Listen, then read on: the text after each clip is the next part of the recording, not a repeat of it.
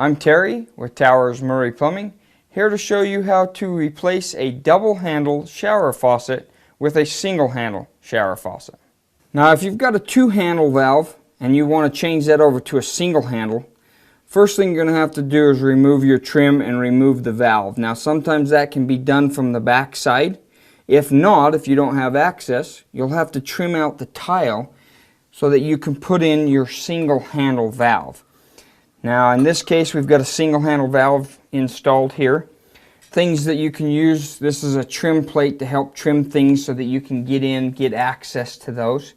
Then they make a nice trim plate or cover plate that'll cover up all those holes and give you a finished product that's going to look something like this. Now you've converted your two handle or three handle valve over to a single control valve.